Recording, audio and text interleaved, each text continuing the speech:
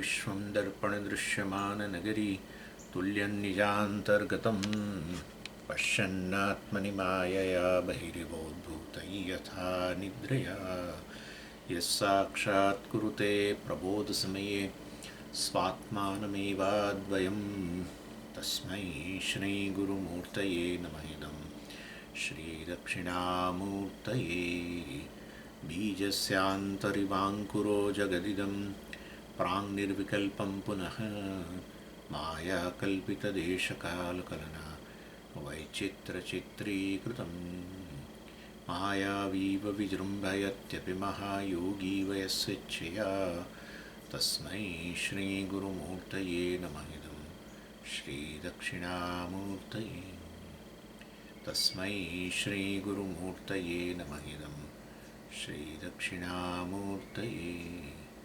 ॐ सहना भवतु सहनौ भुनक्तु सह वीर्यङ्करवावहै तेजस्विनावधीतमस्तु मा विद्विषावहै। ॐ शान्तिः शान्तिः शान्तिः।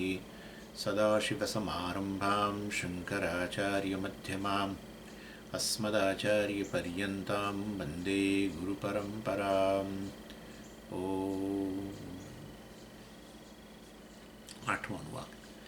भीषास्माद्वातः पवते भीषोदेति सूर्यः भीषास्मादग्निश्चेन्द्रश्च मृत्युर्धावति पञ्चम इति सैषानन्दस्य मीमांसा भवति युवा स्यात् साधु युवाध्यायकः आशिष्ठो दृढिष्ठो बलिष्ठः तस्येयं पृथिवी सर्वा वित्तस्य पूर्णा स्यात् स एको मानुष आनन्दः ते ये शतं मानुष आनन्दाः स एको मनुष्यगन्धर्वाणामानन्दः श्रोत्रियस्य चाकामः तस्य ते ये शतं मनुष्यगन्धर्वाणामानन्दाः स एको देवगन्धर्वाणामानन्दः श्रोत्रियस्य चाकामः तस्य।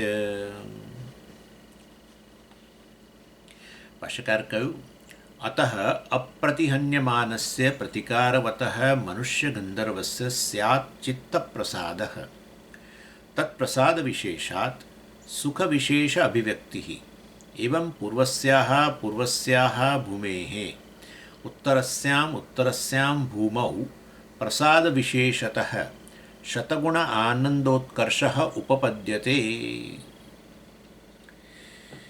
अतः अप्रतिहन्यमानस्य प्रतिघात અલ્પસ્ય આપણે આનંદ મીમાંસાની ચર્ચા કરી રહ્યા છીએ અને એમાં બતાવી રહ્યા છે કે મનુષ્ય જે છે કેવો મનુષ્ય જે યુવાન છે જે આશિષ્ટ અર્થાત પ્રત્યેક કાર્ય જે કરવું જોઈએ મતલબ એ કાર્ય શીઘ્રતાથી કરે છે આશુતમઃ અધ્યાયક છે વેદનું અધ્યયન કરેલું છે દૃઢ મનોબળવાળો છે અને સાથે સાથે જે કરવું જોઈએ એ જ કરે છે એટલે પાપ કર્મથી બચે છે. આવું તો કહ્યું પાપ કર્મ અને ચિત્તની પ્રસન્નતા એ બે તદ્દન વિરુદ્ધ વસ્તુ છે. પાપ કર્મ ઓછું પ્રસાદ ચિત્તની પ્રસન્નતા વધારે ચિત્તની સ્પષ્ટતા વધારે. સામાન્ય રીતે આપણે પ્રસન્નતા જે શબ્દ વાપરીએ છીએ ચીયરફુલનેસ એને પાપ સાથે બહુ સંબંધ છે.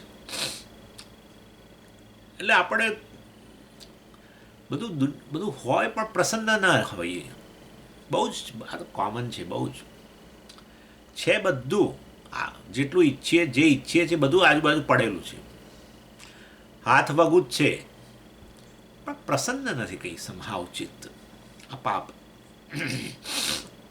કારણ કે મારે તો પ્રસન્ન રહેવું છે મારું મન પ્રસન્ન રહે સ્વામીજી પ્રફુલ્લિત આપણે કહીએ છીએ મારું મન પ્રફુલ્લિત રહેવું હું ઈચ્છું છું બરાબર છે સરસ પણ રહી શકાય છે નથી રહી શકાતું મતલબ તો પછી કોઈ બીજો ફેક્ટર જવાબદાર છે જે આપણા હાથમાં નથી અને એ છે કર્મફળ.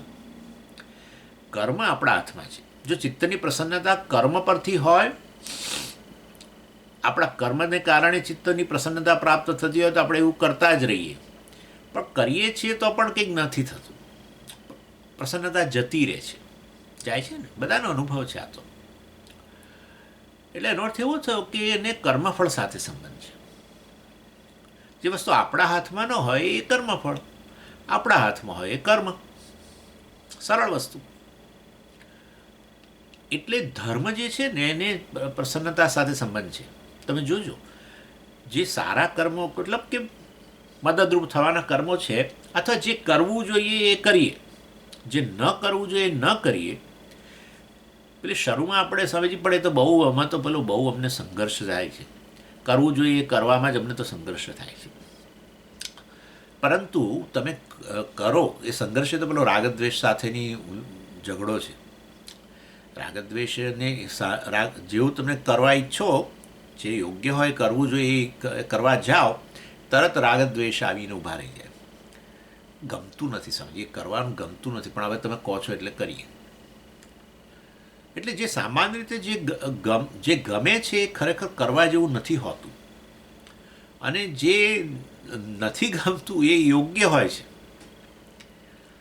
ખાવા પીવાનું આપણામાં તમે ત્યાંથી જ શરૂ કરો. જે મારે ખરેખર ખાવું જોઈએ, જે યોગ્ય હોય મારા શરીર વગેરેને, એ મને ભાવતું નથી. અને જે ન ખાવું જોઈએ, કોલેસ્ટ્રોલ વધારતી હોય, શુગર વધારતી હોય, ઓલરેડી શુગર હોય, કોલેસ્ટ્રોલ વધારતી હોય, અમુક ફ્રાઈડ વસ્તુ. આ તો એક્ઝામ્પલ આપું છું તમને. સામાન્ય રીતે જે આપણે યોગ્ય હોય શરીર માટે, હેલ્થ માટે, એ આપણને ભાવતું નથી હોતું. અને જે ન ખાવું જોઈએ એ આપણે પહેલાં ખાઈએ છીએ. આ બહુ જ સામાન્ય વસ્તુ છે. એવું ને એવું આ તો બીજી વસ્તુમાંય છે. બીજી વસ્તુમાંય છે આપણે. એનીવે, એટલે સામાન્ય રીતે રાગદ્વેષ સાથે સંઘર્ષ હોય છે. એટલે આપણને એમ કે આ સંઘર્ષ થાય છે, સારું કરવામાં સમય સંઘર્ષ થાય છે ને, એટલે હવે કરવું જ નથી. પણ એ સંઘર્ષની સામે વિજય મેળવવાનો છે. એનું જ નામ મહાભારતનું યુદ્ધ જીતવું એ છે. મહાભારતનું યુદ્ધ જીતવું એટલે આ કૌરવો પાંડવોનું યુદ્ધ. એટલે કૌરવો એટલે આ રાગદ્વેષ અનેક છે, પાંડવો ઓછા છે. જીવનમાં જે કરવું જોઈએ એ તો બહુ સ્પષ્ટ છે. એની સામે યુદ્ધ અનેક રાગદ્વેષ સામેનું યુદ્ધ છે. ધર્મથી વિરુદ્ધ, પાંડવો ધર્મ. એટલે મહાભારતનું યુદ્ધ જીતો પછી વિજયનો આનંદ છે જ. અને એવું થાય છે, તમે જે કરવું જોઈએ એ કરો છો ને, કર્યા પછી તો જરૂર આનંદ આવે છે. એમાં તો નક્કી જ છે. જે યોગ્ય હોય એ કરો જ છો, ત્યારે કર્યા પછી પીઠ થાબડો છો, એવું હોય છે. વહેલા ઉઠવાનું હોય, સરસ કે સ્વામીજી તમે કહ્યું એટલે હવે શિયાળો આવે છે, આમ છે તેમ છે, થોડું વહેલા ઉઠી જવું જોઈએ, કસરત કરવી જોઈએ, અથવા ધ્યાન કરવું જોઈએ. જે પણ યોગ્ય, શારીરિક રીતે યોગ્ય કે અથવા આપણા માર્ગ, આધ્યાત્મિક માર્ગને અનુકૂળ વસ્તુ. કેટલાય વખતથી વિચારતા હતા કરવું જોઈએ, પણ નહોતા કરતા. અને જ્યારે પછી મોડા વહેલા ઉઠવાને બદલે મોડા ઉઠીએ, ત્યારે કંઈ તમે પીઠ નથી થાબડતા. આપણને અંદરથી એક પેલી અપરાધની લાગણી કે મારા જીવનમાં જે કરવું હોય છે સમજી હું નથી કરી શકતો. અપરાધની લાગણી, પોતાના પ્રત્યેની હીનતા આવે કે કેવો છું હું. આવું હીનતાની લાગણી ઉત્પન્ન થાય. જ્યારે પણ જે કરવું જોઈએ કરો, તમે જોજો અંદર ને અંદર રાજી થાઓ, પોતાનો સ્વીકાર. ઇન શોર્ટ કહેવાનો આશય છે, ધર્મ વસ્તુ એવી છે જેને ચિત્તની પ્રસન્નતા સાથે સંબંધ છે. પુણ્ય એટલે પૂર્વમાં ધર્મ કરેલો હોય તો એના પુણ્યને લીધે પણ અત્યારે ચિત્ત પ્રસન્ન બને. અત્યારે ધર્મનું પાલન જે કરવું જોઈએ વગેરે એ કરીએ ત્યારે ચિત્તની પ્રસન્નતા આવે છે, બંને રીતે. અને એ ચિત્તની પ્રસન્નતા સમજી કોઈ વિષય ભોગવ્યો એના લીધે આવી છે, ક્યાં વાત છે. તમે જે કરવું જોઈએ એ કર્યું છે, નહીં કે કશું ભોગવીને આવેલો આનંદ છે, કંઈક કરીને આવેલો આનંદ છે. આ જુદી વસ્તુઓ છે તદ્દન. કામ છે એ કંઈક વસ્તુને ભોગવીને આવતો આનંદ છે. ધર્મ છે એ કંઈક કરીને આવતો આનંદ છે. બંનેમાં આનંદ છે, પણ પેલો સાત્વિક આનંદ છે. બહુ મોટી વસ્તુ છે સાત્વિક, કે યોગ્ય વસ્તુ કરી, ધર્મને અનુરૂપ કરી, સંવાદિતતાને અનુરૂપ કરી, ઈશ્વર સાથે સંવાદિતતા. ધર્મ ઈશ્વરનું મૂર્તિમંત સ્વરૂપ, એને જ રામચંદ્રજી કહ્યું. રામચંદ્ર ધર્મનું મૂર્તિમંત સ્વરૂપ પ્રત્યેકમાં. પણ એ ધર્મને ઈશ્વર કેવી રીતે કે પ્રત્યેકમાં વિદ્યમાન. જગતમાં વિદ્યમાન, પ્રત્યેકના અંતઃકરણમાં વિદ્યમાન છે. શું કરવું જોઈએ તમને ખબર જ છે, કોઈએ કંઈ તમને કહેવાની જરૂર નથી હોતી, આપણને ખબર જ છે. નહીં તો એ ખબર ન હોય ને તો સંઘર્ષ જ ન હોય ને. રાગદ્વેષ જ હંમેશા ને અનુરૂપ જ કાર્ય થતું રહે. પણ સંઘર્ષ થાય છે, મતલબ બે વસ્તુ છે ત્યાં. એક બાજુ છે ધર્મનું જ્ઞાન, તમારા આપણે પેલું કહે છે ને, પેલું કે માયલો માયલો સમજ, મારો અંતરાત્મા એવું કહે છે, એમ કે મારો આત્મા ક્યાં કશું બોલે છે. અંતરાત્મા મારું કોન્શિયસનેસ નહીં, કોન્શિયન્સ કહે છે. મારો અંતરાત્મા કહે છે આ કરવું જોઈએ. હા હા, તો એ ધર્મ છે. એનીવે, એટલે આ રીતે અહીંયા બતાવે છે, આગળ હમણાં આવશે જ. એટલે મનુષ્યોની અંદર આવો પ્રકારનો જે છે, જે સતત ધર્મનું પાલન કરનારો, પાપ કર્મથી દૂર રહેનારો, અને મેં તમને કહ્યું શીઘ્ર જે કરવું જોઈએ પાછું શીઘ્રતાથી કરે. આ શું પેલું કહે છે ને, આજ કરે આ સ્વભી કર કે સમથિંગ છે એવું. કાલે કરવો ને આજે કરે, કાલે કરવાનું હોય આજે કરે ને આજે કરવાનું હમણાં કરે ને સમથિંગ એવું કંઈક છે ખરી સહી, આપણા ગુજરાતીમાં છે એની અથવા હિન્દીમાં હશે, જે હશે તે. પણ એટલે એ રીતે આવો મનુષ્યોને જે આનંદ પ્રાપ્ત થાય, પાછું આ તો બધી આંતરિક સંપત્તિની મેં વાત કરી, બાહ્ય સંપત્તિ પણ પાછી પૂરેપૂરી આઈડિયલ આવું કોઈ હોય નહીં. સમજ, આવું કોઈ હોય કોઈ નહીં. આ તો એક ખાલી આપણી ગણતરી કરવી છે ને, ગણિત મૂકવાનું છે, એટલે આઈડિયલ નંબર લીધો છે. આદર્શ એ આઈડિયલ છે. અને એ રીતે આવો મનુષ્યને જે મળતો આનંદ છે એના કરતાં 100 ગણો આનંદ મનુષ્ય ગંધર્વને છે. અને એ 100 ગણો જે આનંદ મનુષ્ય ગંધર્વને મળે છે એ આ એક મનુષ્ય છે એને મળી રહ્યો છે. એ તો નથી પૃથ્વીનો પતિ કે નથી કશું. એ તો એના રૂમમાં બેઠો છે ને એક કપ કોફી પીને બેઠો છે ખાલી, કશું છે નહીં. આ એક નાનું ટેબલ પડ્યું જ સામે અને એક લેમ્પ ચાલે છે ઉપર, બીજું કશું છે જ નહીં. કશું કરતોય નથી પાછો. તો શીઘ્ર કરવું જોઈએ એવું કશું નથી કરતો, બેઠો જ છે ખાલી. તે એ તો પેલા મનુષ્ય જે છે જેની પાસે પૃથ્વી પતિ ને આ બધું પેલો યુવાન ને બધું, એના કરતાં 100 ગણો આનંદ છે એને. વિચાર કરો. એટલે એના કરતાં 100 ગણો આનંદ તો પેલા મનુષ્ય ગંધર્વને મળી રહ્યો છે. પરંતુ મનુષ્યને ગંધર્વને જે આનંદ મળે છે એ આ શ્રોત્રિયસ્ય છે, અકામહતસ્ય, એને પ્રાપ્ત થઈ રહ્યો છે. અને એ આપણે જોઈ રહ્યા હતા. એટલે કે મનુષ્ય ગંધર્વ કેમ પેલા મનુષ્ય કરતાં ચડિયાતો છે. તસ્માત પ્રતિઘાત અલ્પત્વમ તેષામ. પ્રતિઘાત એટલે ઓબ્સ્ટેકલ, અવરોધ. મનુષ્યને બિચારાને કરુણતા એ છે, મહદઅંશે શું જીવનમાં અવરોધ છે ને એ ખબર જ નથી પડતી. આપણે એમ કહીએ ખરા, બાહ્ય હોય ને ત્યારે કહીએ સમજીએ આ વ્યક્તિ અવરોધ છે મારા જીવનમાં, પેલું વસ્તુ અવરોધ છે, કંઈક પરિસ્થિતિ અવરોધ છે, એવું બોલીએ ખરા. પણ સામાન્ય રીતે અવરોધ અહીંયા હોય છે. અહીંયા અવરોધ ક્ષયની સામેનો અવરોધ, ચિત્તની પ્રસન્નતા સામેનો અવરોધ. હવે એ તો તમે જોઈ જ નથી શકતા. Nobody, most of the time ખબર જ નથી પડતી કેમ આપણું ચિત્ત પ્રસન્ન નથી રહેતું. એટલે હું કહું છું કે એ પેલું અદૃષ્ટનું કામ છે, પાપનું. એ અદૃષ્ટ તો જોઈ ન શકાય. પરંતુ આ મનુષ્ય ગંધર્વ છે એને તો આ પ્રતિઘાત, આ પ્રકારનો અવરોધ દૂર કરવાનું સામર્થ્ય છે કંઈક અંશે. એટલે એ પ્રતિઘાત એક તો ઓછો છે મનુષ્ય કરતાં ચડિયાતીઓની હોવાને કારણે. એટલે બતાવે છે કે એની ચિત્તની પ્રસન્નતા વધારે હોવાને કારણે પેલા મનુષ્ય જે પેલો યુવાનને આ તે એના કરતાં એને 100 ગણો આનંદ છે. કારણ કે એવી યોની જ પ્રાપ્ત છે કે જેની અંદર અવરોધ ઓછો હોય. અને અવરોધ હોય તો પછી એને દૂર કરવાનું સામર્થ્ય હોય તો પછી ચિત્તની પ્રસન્નતા વધે, આનંદ વધે. એમ ચિત્તની પ્રસન્નતાને જે આનંદ કહીએ આપણે. તો તમે જોજો, હંમેશા કોઈ વ્યક્તિને તમે પૂછો ને તમે આનંદમાં છો, તો એ હંમેશા પોતાના ચિત્તને આધાર નક્કી કરે, બાહ્ય વસ્તુઓને તો આધાર નક્કી ન કરે. ને બાહ્ય વસ્તુ તો હોય પરંતુ ચિત્ત પ્રસન્ન ન હોય તો એમ જ કે સમજ હું દુઃખી છું, એમ જ કે. એટલે ચિત્તની પ્રસન્નતાને જ આનંદ સાથે સંબંધ છે. અને ચિત્તની પ્રસન્નતા અને વિષયો સાથે સંબંધ નથી. એ જ આખું સિદ્ધ થઈ રહ્યું છે. વિષયો સાથે કશું લાગતું વળગતું નથી. જો વિષયો સાથે લાગતું વળગતું હોય તો પેલો આપણો યુવાન પૃથ્વી પતિ અને પાછું આમ ને તેમ ને એ તો સમજ એ દુનિયાની અંદર 14 લોકની અંદર શ્રેષ્ઠ આનંદ. ના ભાઈ ના, એના કરતાં 100 ગણો આનંદ પેલા મનુષ્ય ગંધર્વને છે. એ બતાવે છે કે અમુક ચડિયાતી યોની, આ વસ્તુ આપણે બહુ જોઈ શકીએ છીએ કે બે વ્યક્તિઓ હોય, પડોશી હોય, એકની પાસે પ્રમાણમાં ઓછું હોય બાહ્ય સાધન સંપત્તિ, એકની પાસે ઘણું બધું હોય. પણ જરૂરી નથી કે જેની પાસે ઘણું બધું છે એ ખરેખર આનંદમાં છે. ના, એવું નથી હોતું. આ વ્યક્તિ પણ ખુશ હોઈ શકે, પણ સ્વામીજી એ ખુશ હોય જ એવું ખરું? એ પણ ન હોય, પરંતુ હોઈ શકે. મારો કહેવાનો આશય બાહ્ય વિષયો જે છે એને ચિત્તની પ્રસન્નતા સાથે સંબંધ નથી. એવું હોત તો પછી આપણો પેલો અકામહત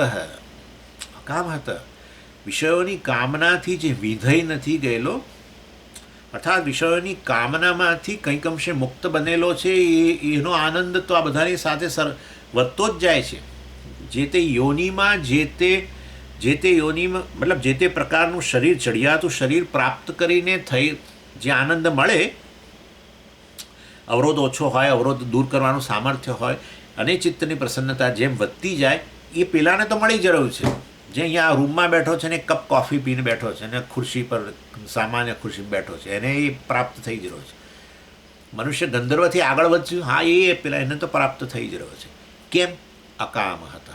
બાપરે, વિષયોની કામના જે છે, જે તે વિષયો આપોઆપ પ્રાપ્ત થાય, જે તે યોનિમાં ચડિયાતા અને એને ભોગવીને જે આનંદ મળે, એ આનંદ વાસ્તવની અંદર એ વિષયોની કામનામાંથી મુક્ત રહેનાર પેલો મનુષ્ય આ પૃથ્વી પર બેઠેલો, અને તે પૃથ્વીપતિ નહીં પાછો, સામાન્ય એક નાના ઘરમાં બેઠેલો, જબરજસ્ત વસ્તુ છે. આ તો આખો આપણો ભ્રમ જ તોડી નાખે એવી વસ્તુ છે. મેં કહ્યું હતું, તમને પહેલાં પણ કહેલું જ છે આ વસ્તુ. વિષયોની કામના ઈચ્છા હોય અને પૂરી કરીએ એટલે આનંદ આવે જેવું કોઈ નિયમ નથી. બીજું, વિષયોની કામના હોય અને પૂરી ન થઈ હોય, વિષયો બધા દૂર પડ્યા છે, અહીંયા આપણી આસપાસ નથી, અને વિષયોમાં બંને ગણી લેવાનું. ઘણીવાર વ્યક્તિને મળીને આનંદ થતો હોય, ઘણીવાર કોઈ જડ વસ્તુની પ્રાપ્તિથી, વિષયની પ્રાપ્તિથી આનંદ થતો હોય. વિષય અહીંયા બંને વસ્તુ હોય. વ્યક્તિ માટે પણ આપણને હોય છે, કોઈ વ્યક્તિ મળે તો જ આપણને વધારે આનંદ આવે, એની સાથે વાત થાય તો આનંદ આવે, એને મળીએ તો આનંદ આવે, કંઈ પણ ગમે તે. એટલે વિષયોની કામનામાંથી મુક્ત રહેનારને જે તે યોનિમાં વિષયો પ્રાપ્ત કરીને આનંદ પ્રાપ્ત થાય છે, એ આનંદ એને એમનેમ જ મળે છે, વિષયો ભોગવ્યા વગર. ગજબની વસ્તુ છે. અને વસ્તુ આ વસ્તુ થોડુંક લોજિક એપ્લાય કરો તો તરત સમજી જવાય એવું છે. જો વિષયોની કામનાથી જ આનંદ થતો હોય તો પ્રત્યેક વિષયની ઈચ્છા પૂરી કરીએ તો દરેક વખતે આનંદ થવો જોઈએ, પણ એવું નથી થતું. ઘણીવાર પસ્તાઈએ છીએ આપણે, આવું પણ થાય છે. મારે કંઈ કહેવાની જરૂર નથી, તમે તમારા જીવનમાં જોઈ જ શકશો કે ઘણીવાર આપણે જે વસ્તુની બહુ કામના કરી તે મળ્યું, પછી થયું કે અરે ના, અને ના ઈચ્છા કરી હોત તો ચાલત, આ વસ્તુ ઉપરથી આપણે ફસાઈ ગયા. આવું બધું એ થાય છે. અને વિષયની કામના પૂરી નથી થઈ, વિષયો બધા ક્યાંય પડ્યા છે, વ્યક્તિ વિષયો બધું દૂર પડ્યું છે, અને તોય આનંદ આવે છે. એક કોઈ કંઈ જોક કંઈ આનંદ આવે છે, કશુંક સામે સૂર્યોદય જોયો આનંદ આવ્યો, ને સરસ પક્ષીને જોયું ને આનંદ આવ્યો, ને બાળકને પેલું રમતું ને ખિલખિલાટ કરતું જોઈને આનંદ આવે છે, સુંદર મજાનું પુષ્પ ખીલી રહ્યું હોય ને એને જોઈને આનંદ આવે છે, સુંદર સૂર્યનો ઉદય, કેટલું છે એવું તો બધું, કે તમે આનંદ એમને મળે છે. જો વિષયોની કામના પૂરી નથી થઈ, એનો અર્થ એવો થયો કે આનંદ વસ્તુ કંઈક જુદી છે, એને વિષયો સાથે સંબંધ નથી, એ નક્કી થઈ ગયું. વિષયોની પ્રાપ્તિ કે એના ઉપભોગ સાથે સંબંધ નથી. જરૂર જે તે ચડિયાતીઓનીમાં આપોઆપ જ તમને એ પ્રકારની ઉપાધિ મળે ને એ પ્રકારના લોક કે વિષયો મળે અને એને કારણે આનંદ વધે, બરાબર છે, પરંતુ એ વિષયોની કામનામાંથી મુક્ત રહેનાર શ્રોત્રિયશ્ચ છે અકામહતસ્ય, આવો વેદનો જાણકાર જે છે અને જે કામનામાંથી મુક્ત બનેલો છે, એને એ બધી યોનિઓમાં જે તે વિષયોને ભોગથી મળતો આનંદ એને પ્રાપ્ત જ છે.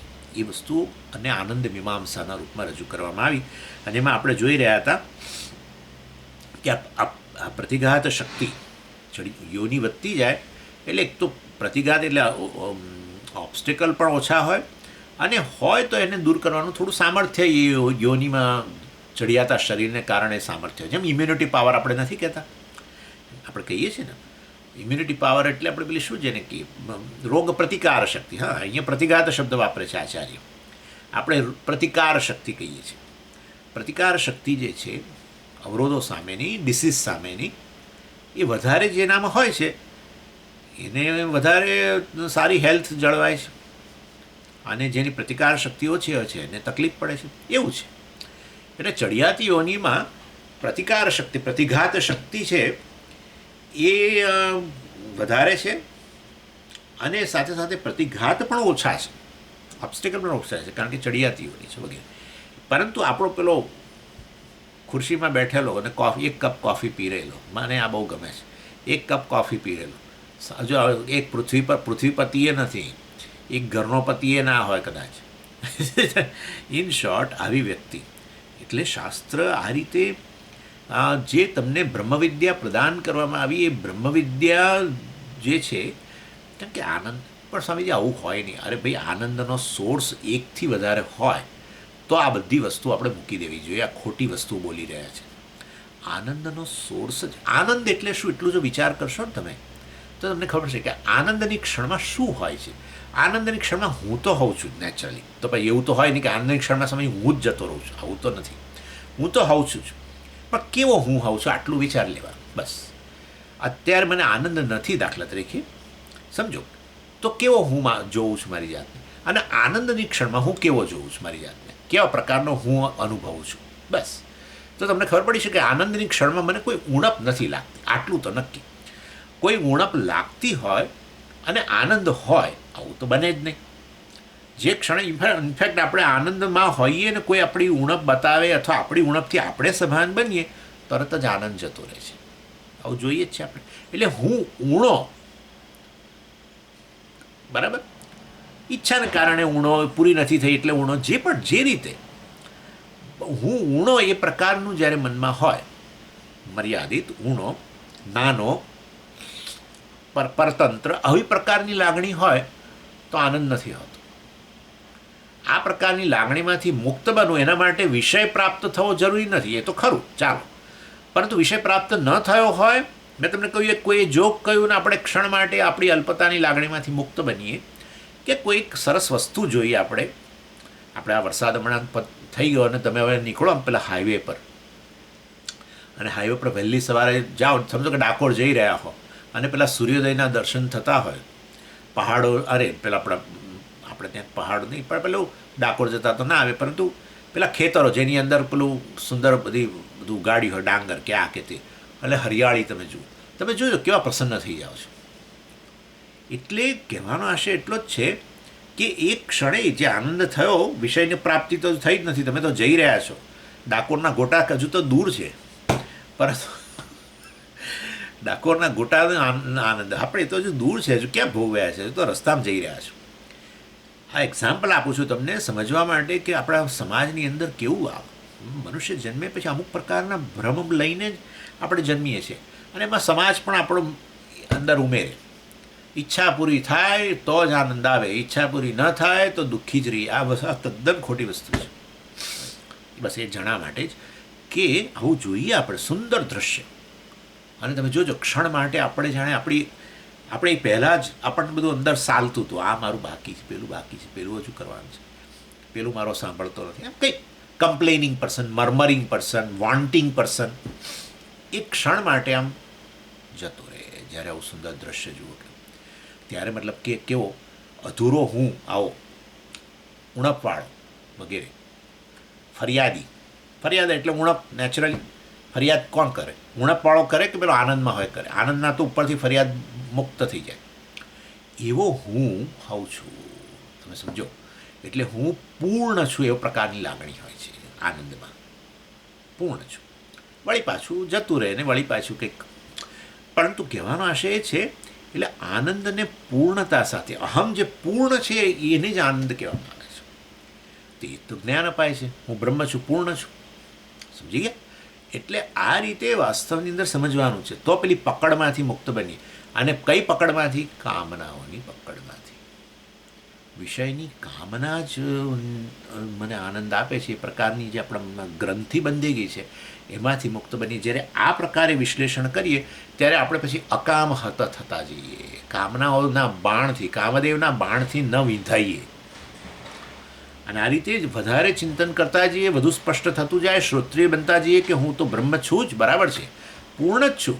મારો જ આનંદ બધી યોનિની અંદર જ પ્રગટ થાય છે. એ સિંહને કોઈ પેલો હરણને મારીને કે ખાઈ રહ્યો હોય અને આનંદ આવતો હોય, કે ગમે તે યોનિમાં ગમે તે શરીર દ્વારા, મતલબ ગમે તે વિષયના ઉપભોગથી જે પણ આનંદ થઈ રહ્યો છે એ તો મારા જ આનંદની પૂર્ણતાની એક અંશ માત્ર છે અથવા અભિવ્યક્તિ છે. ત્યારે તમે ધીરે ધીરે ધીરે ધીરે વિષયોની કામનામાંથી મુક્ત થતા જાઓ.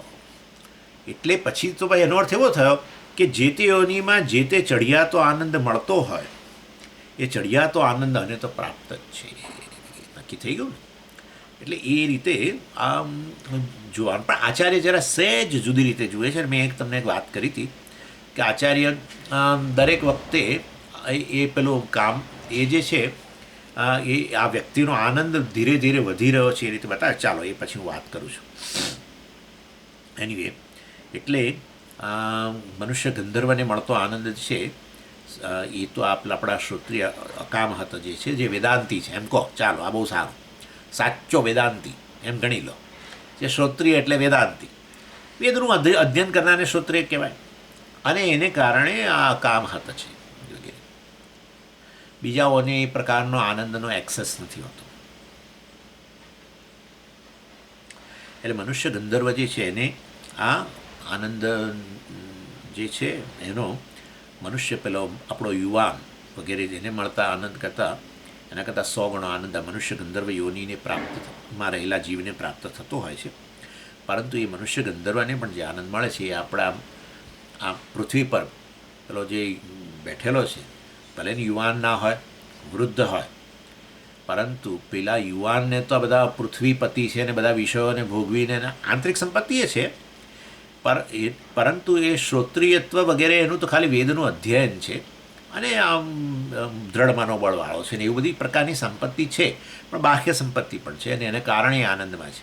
પણ આપણે આ શ્રોત્રિયની જે વાત કરીએ છીએ તો પૃથ્વી પર એક ખૂણામાં બેઠો છે ભાઈ, અને એની પાસે આ પૃથ્વી પતિએ નથી. એ તો મેં તમને કહું ને, એક ઘરનો પતિએ ના હોય, પણ એને આનો આનંદ મળે તો આના કરતાં 100 ગણો આનંદ પેલો મનુષ્ય ગંધર્વનો મળે છે એ એને પ્રાપ્ત છે. વિચાર કરો. એટલે આ મનુષ્યની સાથે તો સરખામણી કરવાનો પ્રશ્ન જ ઊભો નથી થતો. અને માટે શાસ્ત્ર જે છે એ આ મનુષ્યના આનંદની વાત કરી. યુવાસાત સાધુ યુવા ધ્યાયક આશિષ્ઠો દૃઢિષ્ઠો બલિષ્ઠ તસ્યેયમ પૃથ્વી વિત્તસ્ય પૂર્ણા સ્યાત. ત્યાં કહ્યું પછી શ્રોત્રિય અકામહતસ્ય ના કહ્યું, કારણ કે મનુષ્ય સાથે તો સરખામણી કરવાનો પ્રશ્ન જ નથી. મનુષ્ય આવા પેલો યુવાન વગેરે જે છે એને કરતાં 100 ગણો આનંદ જેને મળે છે એવા મનુષ્ય ગંધર્વની સાથે એની સરખામણી કરી આ મનુષ્યની, જે આ પ્રકારે વૈરાગ્ય ધરાવે છે આ વિષયોની કામનામાંથી. એનું મન એક વસ્તુ છે, વિષયોની કામના ચિત્તમાં હોવી અને ચિત્ત પ્રસન્ન હોવું એ શક્ય નથી. વિષયોની કામના હોય ત્યારે ચિત્તમાં એન્ઝાયટી હોય છે, વરી પણ હોય, કારણ કે એ વિષય મળશે કે નહીં મળશે એની ચિંતા પણ હોય. એ વિષયની એ કામના પૂરી નથી તે માટે એન્ઝાયટી, અજંપો હોય, બરાબર ને? અજંપો હોય, ચિંતા હોય, અને પૂરી ન થાય તો પછી એક ખૂણાની અંદર પેલો શું છે એને કે સેન્સ ઓફ ફેલ્યોર, કે હા હું ઘણું બધું કરું ઈચ્છું છું ને ઘણું એના માટે કરું છું પણ નથી મળતું. એટલે નિરાશા પણ હોઈ શકે. આવું થાય છે. તમે વસ્તુ માટે પ્રયત્ન કરો, ઈચ્છા છે અને એને માટે પ્રયત્ન કરવો પડે, વસ્તુને મેળવવા માટે કર્મ કરવું પડે, અને તમે કરો ને ઘણીવાર નથી મળતું, બને છે ને એવું. અને ત્યારે ન મળે ને ત્યારે પેલી ફેલ્યોર, નાસીપાસતા આવે. એટલે આપણે પછી આપણે આપણી જાતને કોસીએ, જો પેલા બધા કેવા સફળ લોકો છે, હું નિષ્ફળ છું. આવું જો એક ઘણીવાર બને ને તો પછી વ્યક્તિ કોઈ નવું કાર્ય હાથમાં જ ના લે, કારણ કે એ પ્રકારની એનામાં હિંમત જ ના આવે. એમ થશે કે આ પાછું નિષ્ફળ થશે. એનીવે, એ કહેવાનો આશય છે કે વિચાર કરો તમે, વિષયની કામના હોય ને ચિત્ત પ્રસન્ન હોય, બને જ નહીં. ચિત્ત ત્યારે જ પ્રસન્ન હોય જ્યારે સાત્વિક હોય. કામના વગેરે તો ભગવાને બતાવી દીધું, રજો રાગાત્મક વિદ્ધિ વગેરે, એ તો રાગ એટલે કે ઈચ્છા એ રજોગુણ છે. એને કારણે જ પેલો જંપો, ચિંતા વગેરે વગેરે. અને જે તમને લાગે ને અત્યારથી જ કે આ હું ઈચ્છી રહ્યો છું ને મને મળે, પરંતુ એમાં ફલાણી વ્યક્તિ કે ફલાણી પરિસ્થિતિ કે ફલાણી વસ્તુ અવરોધરૂપ બને એમ છે, તો તમે જોજો અંદર ખાનેથી પેલો ધૂધવાતા પણ હોઈએ. એ વ્યક્તિ માટે એનો મનમાં વિચાર આવતાની સાથે જ આપણને ગુસ્સો પણ અંદર આવતો. ખરેખર એ અવરોધરૂપ બને તો આપણે જ્વાળામુખીની જેમ ફાટીએ. પરંતુ એટલે કહેવાનો આશય છે કે આ બધી વસ્તુઓમાં ને ચિત્ત પ્રસન્ન ક્યાં રહેવાનું છે. એટલે આપણે આ સમજવાનું છે આ વસ્તુ, કે આ બધી વસ્તુ ઇમ્પ્રેક્ટિકલ નથી, બહુ જ પ્રેક્ટિકલ છે. એમાં જરા ઊંડા ઉતરીને જોવાની જરૂર છે કે કામનામાંથી મુક્ત હોય, આવી કામના વગેરે વિષયોની કામનામાંથી જે મુક્ત હોય એને જ ખરેખર ચિત્ત પ્રસન્ન હોય. એ ચિત્તની પ્રસન્નતા સાથે જ આપણે આપણી જાતને સુખી કહેતા હોઈએ છીએ. એટલે આ મનુષ્ય ગંધર્વ આનંદ પેલા શ્રોત્રિયને તો પ્રત્યક્ષ જ છે. શ્રોત્રિય એટલે કોણ આપણે જોઈ ગયા, મેં કહ્યું હતું, જેણે વેદનું અધ્યયન વગેરે કરેલું છે. અને તો એની એક્ટિવિટી બધી પાછી કેવી છે, જે કોઈ પ્રકારે સંઘર્ષ ઉત્પન્ન ન કરે એ પ્રકારની છે, પાપ વગેરેમાંથી મુક્ત છે. અને અકામ હતા છે, જે કામનાઓથી વિંધાયેલું નથી. આ જોઈએ, આ જોઈએ, આ જોઈએ, આ જોઈએ, આ જોઈએ. સમજ, અમને એવું નથી હોતું પણ કે આ જોઈએ છે, પણ અમને એવું હોય છે ખરું કે આ વસ્તુ હું ઈચ્છું છું કે આ ન હોય. બે પ્રકારનું હોય છે. હું ઈચ્છું છું કે આ થાય, કે આ આવે, આ મળે. હું એવું પણ ઈચ્છું છું કે આ ન થાય. એટલે એને કહું છું કામ. સમજો, અમે તો હવે વૃદ્ધ થયા, અમને તો કશું એવું નથી કે આ જોઈએ, આ જોઈએ. હા, પણ તમે જોજો તો આપણા મનમાં આવું હોય છે કે હું ઈચ્છું છું, હા આવી ગયું, હું ઈચ્છું છું કે આ ન થાય, આ ન બને, આવું ન થાય. હું ઈચ્છું છું કે મારા દીકરા દીકરીઓ આવા ના હોય. હું ઈચ્છું છું કે મારા પૌત્ર પૌત્રી આવા ના, કંઈ પણ. હું જસ્ટ જનરલ કહું છું, કોઈએ પોતાના પર લેવાની જરૂર નથી. આ બધાનામાં હોય છે. એટલે કોઈએ કશું પોતાના પર લેવું નહીં. આ એક બહુ મુશ્કેલી હોય છે. સ્વામીજી અમને કહે છે કોઈ દિવસ એવું ના બને. આ બહુ જ કોમન વસ્તુ છે. શાસ્ત્ર જે વસ્તુની વાત કરતું યાદ રાખવું કે પ્રત્યેક મનુષ્યને લાગુ પડતી જ વાત કરે. રાગદ્વેષ એની જ વાત છે. આ બધાનામાં છે, કોણામાં નથી. એટલે રાગ એટલે હું ઈચ્છું છું કે આવું બને, અને દ્વેષ હું ઈચ્છું છું કે આવું ન બને. હું ઈચ્છું છું કે આવું ન થાય. હું ઈચ્છું છું કે આ વ્યક્તિ આવી ન હોય. એમનામ દ્વેષ. એટલે ઈચ્છું છું એમનામ કામ. એટલે કામ દ્વારા રાગ દ્વેષની વાત કરે છે. એમાંથી જે મુક્ત હોય એનું ચિત્ત પ્રસન્ન છે. રાગદ્વેષની પૂર્તિ, રાગદ્વેષ એ વિષયો માટે, એની પૂર્તિથી આનંદ થાય એ રાગદ્વેષમાંથી મુક્ત રહીને પ્રાપ્ત થઈ જાય. વિચારો. અને રાગદ્વેષ ચડિયાતી યોનિઓ હોય એટલે રાગદ્વેષ પ્રમાણમાં ઓછા હોય, પરંતુ જે પણ હોય, જે પણ એમના વિષયોથી પ્રાપ્ત થતો હોય આનંદ, જે તે યોનિને અંતર્ગત જે તે પ્રકારના શરીર દ્વારા પાછું એવું જોઈએ. સ્વપ્નના વિષયોનો આનંદ મેળવવા માટે સ્વપ્નનું જ શરીર જોઈએ. આ શરીર ન ચાલે. અને આ જગતમાં અત્યારે તમને જે વિષયોથી આનંદ થઈ રહ્યો છે એમાં પછી પેલું સ્વપ્ન શરીર કામ ન કરે. આવું જ આ જ શરીર જોઈએ. એવી જ રીતે ચડિયાતા લોકોમાં જે તે ચડિયાતા વિષયો જે છે વગેરે એને ભોગવીને આનંદ મેળવવા માટે પાછું ચડિયાતું શરીર, એટલે મનુષ્ય ગંધર્વ કહ્યું. મનુષ્ય ગંધર્વ જે છે એને એ મનુષ્ય ગંધર્વ લોકનો આનંદ, વિષયોનો આનંદ પ્રાપ્ત થાય. પરંતુ એ આપણા પેલા શ્રોત્રિયને તો જે અકામ હતા છે એને તો પ્રાપ્ત થઈ જ રહ્યો છે. આમ આવી રીતે સરખામણી કરે છે. પેલો મનુષ્ય જે યુવાન ને આ ને તેને નહીં, એના કરતાં 100 ગણો આનંદ આ મનુષ્ય ગંધર્વને મળે છે, એમ કરીને બતાવે છે. એટલે ચિત્તની પ્રસન્નતા બંનેમાં સમાન થઈ ગઈ. મનુષ્ય ગંધર્વને જે વાસ્તવની અંદર એ વિષયો ભોગવીને જે આનંદ મળે છે, કારણ કે ચડિયાતી યોની છે એટલે ચિત્તની પ્રસન્નતા છે, પરંતુ અને એ પ્રકારનું ચડિયાતું શરીર છે એટલે એની ચિત્તની પ્રસન્નતા છે. પરંતુ એ ચિત્તની પ્રસન્નતા આપણા અહીંયા પૃથ્વી પર રહેલો, અમદાવાદની અંદર એક ખૂણામાં બેઠેલો અને એ કશું જ કરતો નથી, અને તોય એનું ચિત્ત પ્રસન્ન છે, કારણ કે અકામ હતા. સમજી ગયા? પેલાને તો મનુષ્ય ગંધર્વને તો એની યોનિને કારણે અવરોધો ઓછા છે, અવરોધનું દૂર કરવાનું સામર્થ્ય છે, અને એ ગંધર્વ લોકના રહેલા વિષયોને આપોઆપ ભોગવી શકે છે, એના માટે એનું ચિત્ત પ્રસન્ન છે એમ ગણો. પરંતુ એ ચિત્તની પ્રસન્નતા તો આને અહીંયા પૃથ્વી પર બેઠેલાને જ મળી રહી છે. શ્રોત્રિય સકામા થશે એ અહીંયા કહેવાનું. એટલે principle of being happy is same એમ કહેવાનો આશય છે. પ્રિન્સિપલ બિંગ હેપી માટેનો પ્રિન્સિપલ શું સ્વામી, સિદ્ધાંત શું? ચિત્તની પ્રસન્નતા. ચડિયાતીઓની ઓછી કામનાઓ, રાગ દ્વેષ પ્રમાણમાં ઓછા, એવું ગણીએ આપણે. તદ્દન મુક્ત નહીં તો પછી અન્યની સાથે સરખામણી કરવાનો અર્થ જ નથી. તદ્દન મુક્ત રહેવા માટે કંઈક જોઈએ. એ યોનિથી પ્રાપ્ત આપોઆપ ન થાય. એના માટે તો પ્રયત્ન કરવો પડે ને એ છે શાસ્ત્રનું અધ્યયન. શાસ્ત્રના અધ્યયન કરનાર, પણ એ લોકોને આપોઆપ શાસ્ત્રનું અધ્યયનની જરૂર જ ના હોય કેમ બને? કેનો ઉપનિષદ. દેવતાઓને પણ આ વસ્તુ ખબર નથી. યક્ષ આવીને ઊભા રહી ગયા, કોણ છે બધા કે છે? તો દેવતાઓ તો વિજયનો આનંદ મેળવતા હતા. જે દેવતા ચીયર્સ કરીને આમ એક કપો અથડાવીને, હા, એક પેલા પાર્ટી રાખેલી, અને પેલા યક્ષ આવીને ઊભા રહી ગયા. યક્ષનો એટલો બધો દેદીપ્યમાન દેહ હતો કે અમને થયું કે કોણ છે? સ્વર્ગના અમે દેવતાઓ દેદીપ્યમાન કહેવાય, એટલા માટે તો દેવતાઓ કહે છે. દિવ ધાતુનો અર્થ છે પ્રકાશવું. એટલે અમે બધા પ્રકાશમાન છે. આ કોણ છે? આ તો આવું મેં કોઈ દિવસ જોયું નથી અહીંયા દેવલોકની અંદર. આ કોણ છે?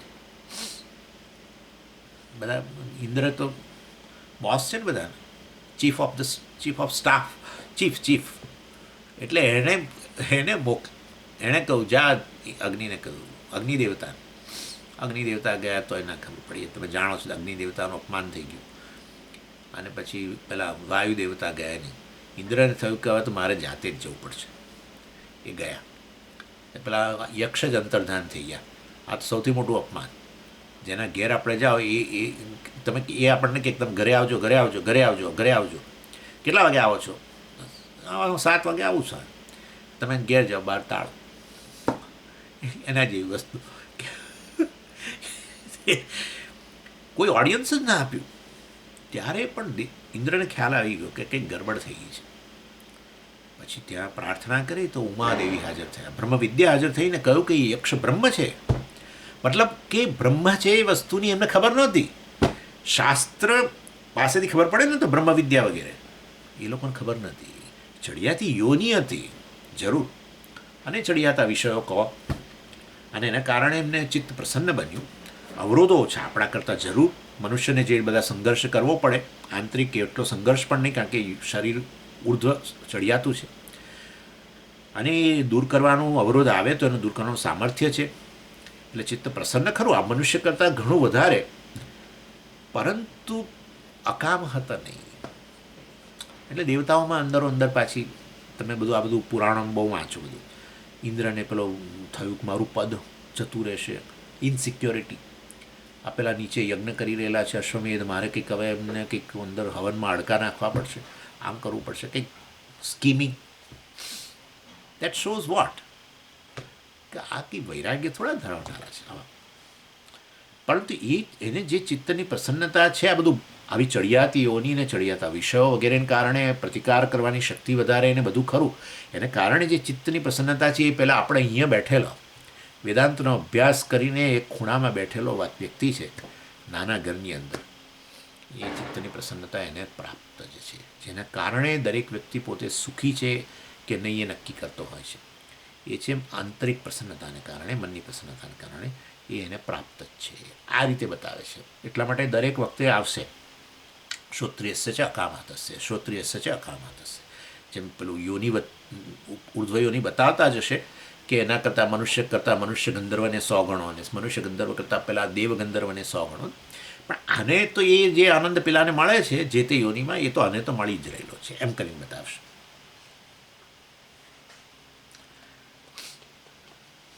એટલે ઇન શોર્ટ આપણે પેલું આપણે કહેતા હતા સાયન્સની અંદર ડાયરેક્ટલી પ્રપોર્શનલ. એટલે અકામ હતત્વ જે છે એ ડાયરેક્ટલી પ્રપોર્શનલ છે. શેની સાથે? ચિત્તની પ્રસન્નતા.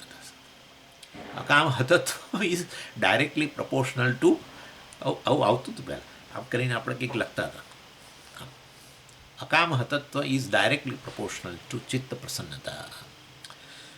અને તમે જોઈ શકશો જ્યારે પણ તમારું અંતઃકરણ પ્રસન્ન, ત્યારે જોજો તમે કોઈ બીજી કામના નથી.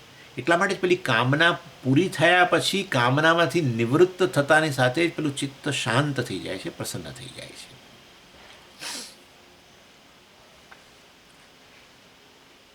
ઓકે, એટલે આ તો આ પ્રકારે આચાર્ય શું કરે છે, અકામ હતત્વ અને શ્રોત્રિયત્વનો અર્થ દરેક વખતે આ બદલાતો જાય. ભલે શબ્દો એના પણ મનુષ્ય ગંધર્વને જે મળે છે એ અને અકામ હતત્વને ધરાવનારને મળે છે. પછી દેવ ગંધર્વને મનુષ્ય ગંધર્વ કરતાં 100 ગણો મળે છે, પણ એ પેલા શ્રોત્રિય અને અકામ હત છે એને તો મળે છે.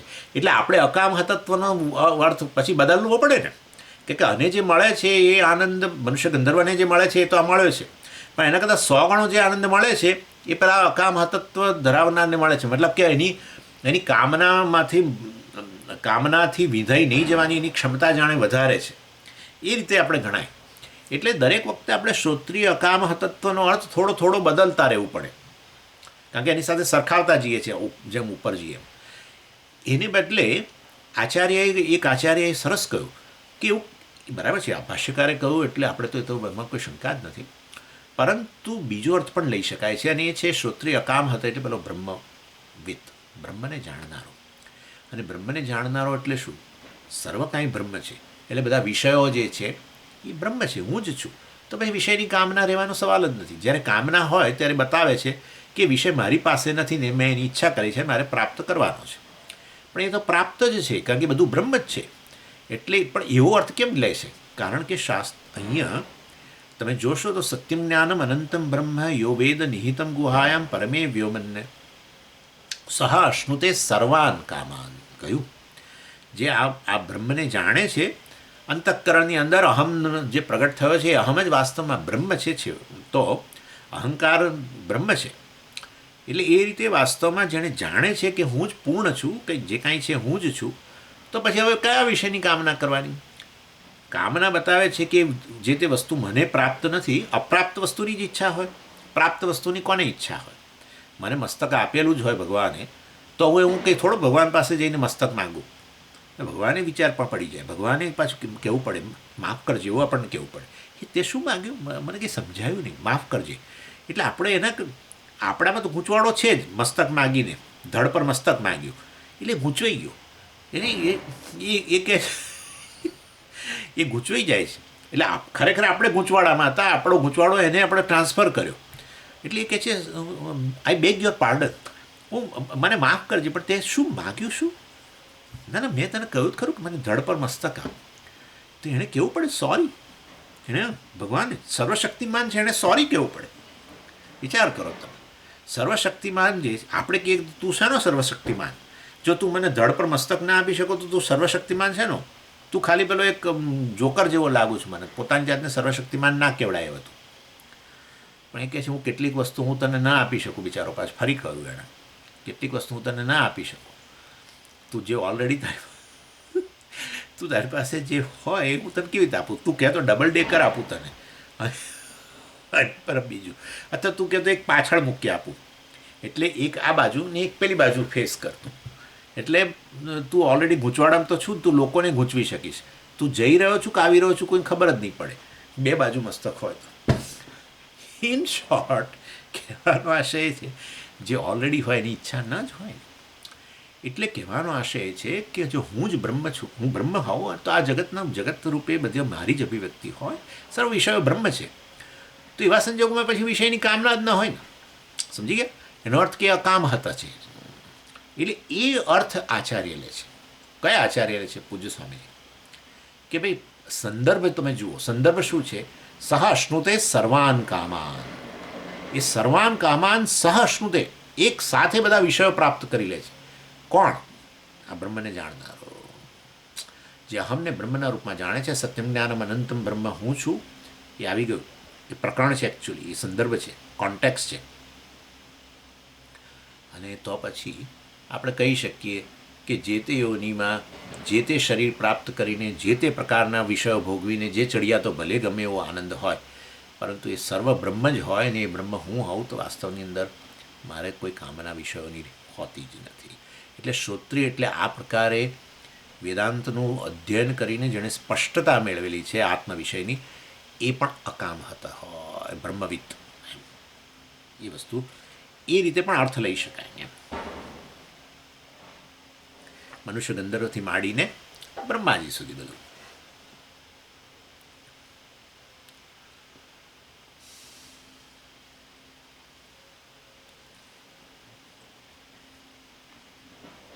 અને એવા સંજોગોમાં પછી આપણે અકામ તત્વની ક્વોલિટી વધારવાની દરેક વખતે જરૂર નથી.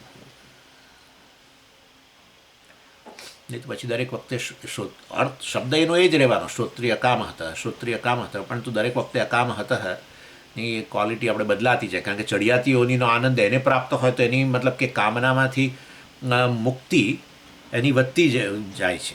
એનો અર્થ એવો થયો, પેલાને જે તે ચડિયાતી યોનિને ચડિયાતા વિષયો પ્રાપ્ત કરીને જે આ ચિત્ત પ્રસન્ન બને છે એ અનેક કામનાની મુક્તિમાંથી જે છે મળતો જાય છે. એટલે પછી એની કામનાનીમાંથી મુક્તિ પણ વધતી જતી હોવી જોઈએ એની સાથે સાથે. એટલે આપણે દરેક વખતે અર્થ જુદો જુદો લેવો પડે, મતલબ સહેજ મને મોડિફાય કરવો પડે. એવું કરવાની જરૂર નથી. શ્રોત્રિય અકામ હતા એ આપણે આ બ્રહ્મનિષ્ઠ વ્યક્તિ છે એવું ગણી લઈએ તો પછી ગમે એની સાથે સરખામણી કરો, છેવટે જે તે યોનિમાં જે તે શરીર દ્વારા મતલબ કે જે તે વિષયોના ભોગથી જે આનંદ મળે છે, આનંદનો સોર્સ એકમાત્ર બ્રહ્મ છે અને વાસ્તવની અંદર એ હું છું, એ દ્રષ્ટિએ પણ લઈ શકાય. હવે પ્રશ્ન આની અંદર ભાષ્યકાર એક પ્રશ્નનો ઉત્તર આપે છે અને એ છે કે આ શ્રોત્રિયસ્ય અકામહતસ્ય એ તમે પેલા મનુષ્ય ગંધર્વ, દેવ ગંધર્વ, આજાન દેવ અને પછી કર્મદેવ ને દેવ ને પછી બધા એમાં તમે લખો છો શ્રોત્રિયસ્ય અકામહતસ્ય. પણ શાસ્ત્રએ આ પેલો યુવાન જે છે જેને આ બધો આનંદ મળે છે પૃથ્વીપતિને, એમાં શ્રોત્રિયસ્ય અકામહતસ્ય કેમ ન લખ્યું? એ જે આનંદ આ પેલો મનુષ્ય યુવાન છે ને આવો છે ને આશિષ્ટ છે ને ધૃઢિષ્ઠ છે ને પૃથ્વીપતિ છે ને એને જે આનંદ મળે છે એ આપણા શ્રોત્રિય પૃથ્વી પર એક ખૂણામાં બેઠેલો છે એને મળે છે એવું કેમ ના કહ્યું? એનાથી 100 ગણો વધારે મળે આનંદ મનુષ્ય ગંધર્વ. ત્યારે સરખામણી શરૂ કરી એની સાથે, શ્રોત્રિય અકામહતની સાથે સરખામણી શરૂ કરી. પહેલાં મનુષ્ય સાથે પહેલાં કરો તો આચાર્ય કહે છે ના, એની જરૂર જ નથી. કારણ કે આ એને જે આનંદ કામનામાંથી મુક્તિ દ્વારા જે આનંદ મળે છે એ તો મનુષ્યને મળતા આનંદથી આપોઆપ જ 100 ગણો છે. મનુષ્ય આવો જે તે પ્રકારની આવો યુવાન સામર્થ્ય ધરાવતો, આવો આંતરિક સંપત્તિ ધરાવતો પૃથ્વીનો પતિ છે, એ વાસ્તવમાં એ જે તે વિષયોના ભોગથી એને જે મળે છે એ તો મનુષ્ય આનંદ જ થયો ને. એ મનુષ્ય આનંદ સાથે આપણો આ અકામહત વેદાંતિ જે છે, વેદાંતિ મને કહેવા દો, હવે વેદાંતિ જે છે એને એની સાથે સરખામણી થાય જ નહીં. કારણ કે પહેલાંને તો કામનાની પૂર્તિમાંથી આનંદ મળે છે, જ્યારે આ તો કામનામાંથી મુક્ત હોવાને કારણે મળે છે, માટે એની સાથે તેને સરખામણી કરવાનો પ્રશ્ન જ નથી. ડેફિનેટલી મનુષ્ય કરતાં 100 ગણો આનંદ જે મળી રહેલો છે એવો મનુષ્ય ગંધર્વ છે એની સાથે સરખામણી કરવી જોઈએ. એ વાત હવે આચાર્ય પ્રશ્ન કરે છે ને પછી એનો ઉત્તર આપે છે. પ્રથમમ અકામહત અગ્રહણમ મનુષ્ય વિષય ભોગ કામાન અભિહતસ્ય શ્રોત્રિયસ્ય મનુષ્ય આનંદાત શતગુણ આનંદોત્કર્ષ મનુષ્ય ગંધર્વેણ તુલ્ય વક્તવ્ય ઇતિ એવમ અર્થમ. પ્રથમમ તુ પહેલાં તો અકામહત અગ્રહણમ, અકામહતનું શ્રોત્રિય અકામહતનું અગ્રહણ એનું મેન્શન નહીં કર્યું, શ્રોત્રિય અકામહતસ્ય મેન્શન ન કર્યું. ક્યાં? સ એકો મનુષ્ય આનંદ, બરાબર ને? આવ્યું ને? યુવા સ્યાત સાધુ યુવાધ્યાયક આશિષ્ઠો ધૃઢિષ્ઠો બલિષ્ઠ તસ્ય પૃથ્વી ઇવમ સર્વાવિત્તસ્ય પૂર્ણા સ્યાત સ એકો મનુષ્ય આનંદ. એટલે ત્યાં શ્રોત્રિય અકામહત ન કહ્યું. એટલે આ વાસ્તવની અંદર એનો એ ત્યાં કેમ મેન્શન ના કર્યું? એટલે કે છે વાસ્તવની અંદર અમારે તો એ કહેવું છે કે આ વ્યક્તિ જે છે, જે અકામહત છે, શ્રોત્રિય છે, એની અમારે સ્તુતિ કરવી છે મનુષ્ય, પણ એનું ચિત્ત પ્રસન્ન છે કામનાથી મુક્તિને કારણે, અને એ વેદાંતિ છે, અને એ વાસ્તવની અંદર એનો જે આનંદ છે એને મનુષ્યના આનંદ સાથે સરખાવાય જ નહીં, ભલે ને પૃથ્વીપતિ હોય. એટલે વાસ્તવમાં એ સ્તુતિ માટે, એ મનુષ્યની સ્તુતિ જે આ પ્રકારનું જ્ઞાન ધરાવે છે વેદાંતનું, શાસ્ત્રનું, અને મતલબ કે અને કારણે કામનામાંથી મુક્ત છે, એને મળતો આનંદ ભલે મનુષ્ય હોય પણ એને મળતો આનંદ મનુષ્યના આનંદ સાથે ન જ સરખાવી શકાય, માટે અમે ત્યાં ન લખ્યું શાસ્ત્ર. જાણે કે શાસ્ત્ર આવીને આપણને આમ જસ્ટિફિકેશન આપે છે, ત્યાં કેમ મેન્શન ના કર્યું? આ પૃથ્વીપતિને આ બધું જે છે એને મળતો આનંદ છે એ આને તો મળી જ રહ્યો છે એવું કેમ ના કહ્યું? અરે ભાઈ છેવટે પેલાને તો મનુષ્યનો આનંદ મળી રહ્યો છે. જ્યારે અકામ હતા વાસ્તવમાં આ પ્રકારનો વૈરાગ્ય ધરાવનારો અથવા કામનામાંથી મુક્તિ હોવાને કારણે, અને એ મુક્તિ હોવા માટેનું કારણ શ્રોત્રિય છે. એટલે એવી વ્યક્તિને મળતો જે આનંદ છે, મનુષ્ય હોવા છતાં પણ એનો મળતો આનંદ મનુષ્ય આનંદ કરતાં તો ઘણો વધારે છે. એ બતાવવા માટે મેં ત્યાં ન કહ્યું. અને પછી પેલો મનુષ્ય ગંધર્વ જે મનુષ્યના આનંદની સરખામણીમાં 100 ગણો આનંદ ધરાવે છે. કેવો મનુષ્ય? પેલો યુવા વગેરે, એના કરતાં 100 ગણો આનંદ મનુષ્ય ગંધર્વને મળે છે. એની સાથે અમે સરખામણી શરૂ કરી. એનું કારણ આટલું જ છે કે મનુષ્ય આનંદ સાથે, મતલબ કે વિષયોનો ઉપભોગથી જે આનંદ થાય, જે તે મનુષ્યને જે તે પ્રકારના, અત્યંત ધનાઢ્ય હોય એ વ્યક્તિને ડાઇનિંગ ટેબલ પર એવા વિષયો પ્રાપ્ત થતા હોય જે પેલી બહાર એના મહેલની બહાર ઝૂંપડીમાં રહેલા વ્યક્તિને ન પ્રાપ્ત, એને પેલો રોટલો ખાઈને આનંદ આવતો હોય. અને પેલી વ્યક્તિને ચડિયાતા વિષયોનો ઉપભોગ કરે છે. માની લઈએ કે એને ચડિયાતો આનંદ છે, એની પાસે મહેલમાં રહે છે, આ છે તે છે, ફલાણો વિષયો ભોગવે છે, અનેક પ્રકારના અત્તર ને આ ને પરફ્યુમ્સ છે, ફલાણું ઢીકણું, અને મખમલની ગાદીમાં બેઠેલો છે ને આમને તેમને બધું સ્પર્શનો આનંદ ને આ આનંદ ને તે આનંદ. બરાબર, ચાલો. પરંતુ એવો આનંદ છેવટે તો છે મનુષ્યનો જ આનંદ ને ભાઈ. જ્યારે આ વ્યક્તિ છે મનુષ્ય, પરંતુ એ મનુષ્ય આનંદ નથી આ કામનાનીમાંથી મુક્તિ વગેરે. પેલો તો કામનાની પૂર્તિમાંથી થતો આનંદ છે. એટલે આ કામનામાંથી મુક્તિનો આનંદ છે, અને માટે એની સાથે સરખાવાય જ નહીં, ભલે ને મનુષ્ય હોય. અને માટે મનુષ્યથી ચડિયાતા આનંદ સાથે જ એની સરખામણી કરવી જોઈએ. માટે અમે, શાસ્ત્ર કહે છે, અમે ત્યાં શ્રોત્રિયસ્ય ચ અકામ હતસ્ય મેન્શન ન કર્યું. ક્યાં પેલા મનુષ્યની વાત કરી અને પછી કહ્યું સ એકો મનુષ્ય આનંદ. આ તો મનુષ્યનો એક એકમનો આનંદ છે. ત્યાં પછી શ્રોત્રિય અમે વગેરે ન કહ્યું. અને પછી એનાથી 100 ગણો તેયે શતમ મનુષ્ય ગંધર્વા તેયે શતમ માનુષાનામ આનંદ સ એકો મનુષ્ય ગંધર્વાણામ આનંદ. ત્યારે મનુષ્ય ગંધર્વની જે વાત કરી ત્યારે જ અમે કહ્યું કે શ્રોત્રિય સકામ હતસ્ય. કારણ કે ગમે તે મનુષ્ય, પેલો યુવાન આપણો જે છે એ ભોગવીને આનંદ મેળવે છે, એની સાથે તો સરખાવાય જ નહીં. મનુષ્યનો આનંદ એ મનુષ્યની કામનાની પૂર્તિનો આનંદ છે, વિષયોની કામનાની પૂર્તિનો આનંદ છે. જ્યારે આ કામનામાંથી મુક્તિનો આનંદ તો ડેફિનેટલી ઘણો વધારે છે. એટલા માટે અમે ત્યાં સરખામણી ન કરીને એનાથી ચડિયાતું જ્યારે શરૂ કર્યું ત્યારે સરખામણી શરૂ કરી. એ વસ્તુ અહીંયા કહેવામાં આવી. ચાલો, પછી આગળ કહે છે સાધુ એવા અધ્યાયક ઇતિ શ્રોત્રિયત્વ અવૃજિનત્વે ગૃહ્યતે તે અવિશિષ્ટે સર્વત્ર અકામ તત્વમ તુ વિષય ઉત્કર્ષ અપકર્ષત વિશિષ્યતે. સાધુ યુવા અને અધ્યાયક, આ બે શબ્દો જે વપરાય ને પેલા યુવાન માટે, એટલે એ મેં તમને કહ્યું કે આવો આદર્શ વ્યક્તિ, પૃથ્વીનો પતિ આખી પૃથ્વીનો માલિક હોય એવું આવું કંઈ હોય નહીં. પણ આપણે પેલી આઈડિયલ કે ભાઈ એને કેટલો આનંદ હોય એમ, પણ એના કરતાં 100 ગણો આનંદ કરીને પછી શરૂ કર્યું ને આપણે પેલા અકામ હતાને પ્રાપ્ત થાય છે. એટલે આ તો એક આઈડિયલ વ્યક્તિ, સમજી આવું કોઈ હોય જ નહીં. બરાબર છે, ના જ હોય, કોઈ ના હોય. આખી પૃથ્વીનો માલિક એવું તો કંઈ હોતું છે. અને બધું પાછું આંતરિક રીતે બધી સંપત્તિ ધરાવનારો, બાહ્ય સંપત્તિ બધી ધરાવનારો, એવું કોઈ હોય નહીં. હોય ઘણી બધી સંપત્તિ, એવા બિલ ગેટ્સ કે ફલાણા કે ઢીકણા કે પેલો આપણો કોણ છે પેલો મસ્ક, ઘણી બધી સંપત્તિ ધરાવતો હોય. બીજાઓની સરખામણી બીજા દેશોના આખું અર્થતંત્ર જેટલા ધન પર ચાલતું એના કરતાં વધારે ધન ધરાવતા હોય, એવું છે એવું બધું કેટલું. પરંતુ પૃથ્વીનો પતિ તો ન જ હોય, આખી પૃથ્વીનો માલિક એવું તો ન હોય. અને આંતરિક રીતે બધી જ સંપત્તિ પૂરેપૂરી ધરાવનાર એવું હોય. પણ એટલે આ તો એક પેલું સરખામણી કરવા માટે આપણે એક આદર્શ લીધો છે. લોકો આવું ઘણું કહેતા સમજી, નચિકેતા જેવો અમને વૈરાગ્ય હોય, ભાઈ હવે એક આદર્શ છે, સમજો. તમને કોઈ આદર્શ તો આપવો પડે ને, નહીં તો તમે સમજી જ કેવી રીતે શકો. સરખામણી કરવી હોય તો પછી તેની સામે કંઈક તો માપદંડ તો આપવો પડે ને. માપદંડ વગર સરખામણી કેવી રીતે થાય? એટલે આપણે આપણા મનની અંદર વૈરાગ્ય વગેરે છે કે નહીં, આવી બધી વસ્તુઓના પ્રલોભનમાંથી આપણે મુક્ત છે કે નહીં, એ નક્કી કરવા માટે તમને એક માપદંડ આપ્યો, એનું નામ છે નચિકેતા. That's it. મારે તો નચિકેતા જેવો વૈરાગ્ય જોઈએ. હું તો સ્વામીજી મેં જોયું ને, હવે આવડા 8 વર્ષના બાળકને આટલો બધો વૈરાગ્ય ને આવું નહીં.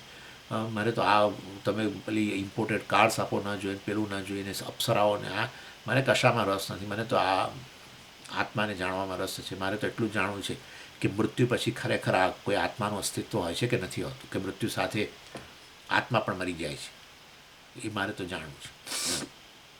એના કશામાં રસ નથી. તમે આવું હોય કોઈ એટલે ભાઈ આદર્શ, હા, લોકો છે ને પેલું આદર્શ સાથે આદર્શ બનવાની હોડની અંદર પછી એમ માને કે સમજી આવું કંઈ હોય નહીં એટલે પછી અમને આ રસ નથી કઠોપની. એટલે પણ એ તો ખાલી સરખામણી માટે છે. કોઈ વ્યક્તિ આવું હોય જ નહીં. આપણે એની સરખામણી કરી દઈએ તો આપણે એ રીતે આપણે થોડી વૃદ્ધિ કરી શકીએ, બસ, ધેટ્સ ઇટ. તમારે પછી પછી આ બાકીના રાગદ્વેષ રહી ગયા એનું શું, બોલો. એટલે ભાઈ જો આ રાગદ્વેષ થોડામાંથી મુક્તિ, એનો પ્રેશર ઘટે થોડું, રાગદ્વેષમાંથી મુક્તિ એ નહીં લો, બિલકુલ જરૂર જ નથી. રાગદ્વેષનું પ્રેશર ઘટે એને જ વૈરાગ્ય કહેવાય, કે એ વસ્તુની ઈચ્છા પૂરી કરું તો પણ ફાઇન, ન કરું તો પણ ફાઇન. આવું એ ના હોય.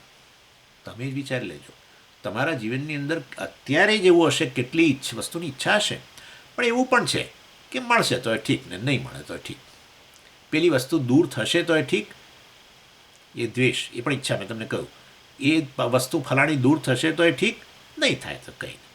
આવું છે, ઓલરેડી છે. મતલબ કે એ વસ્તુનું દબાણ નથી તમારા પર. આનું નામ વૈરાગ્ય. જ્યારે રાગદ્વેષનું દબાણ ન હોય, બસ. રાગદ્વેષમાંથી મન મુક્ત બની જાય એવું બને જ નહીં. એટલે રાગદ્વેષનું દબાણ ઘટે એટલે કે આપણું મન હવે અજંપો વગેરે ઓછો અનુભવે, ચિંતાઓ ઓછી થાય, ચિત્ત આપોઆપ પ્રસન્ન થાય. અને એમાં પછી જ્ઞાન આપવામાં આવે કે તું આનંદ છું તો સમજી જવાય. કારણ કે ચિત્તની પ્રસન્નતાથી જ આમે હું નક્કી કરું છું કે હું આનંદમાં છું. તો ચિત્તની પ્રસન્નતા પછી જ્યારે કહેવામાં આવે કે તું તો આનંદ સ્વરૂપ છું, બ્રહ્મ છું, પૂર્ણ છું, તો જરા સરળ છે સમજવાનું. એટલા માટે જ આ વસ્તુ કહેવાય છે. અને એવો આ વ્યક્તિ પેલો આપણો ધરાવે છે, કામ હતા શ્રોત્રિય હશે. આ બધું અભ્યાસ વગેરેને કારણે એનામાં આ બધી વસ્તુની સ્પષ્ટતા આવી છે કે હું કોણ છું, મારું સ્વરૂપ શું છે વગેરે. હું અહંકાર નથી. અહંકાર હોઉં તો અધૂરો જ છું. શરીર મન બુદ્ધિ જેટલો માનું તો પછી અધૂરો જ છું. તો પછી અનેક વસ્તુઓની મને કામના રહેવાની છે, ઊણો છું માટે.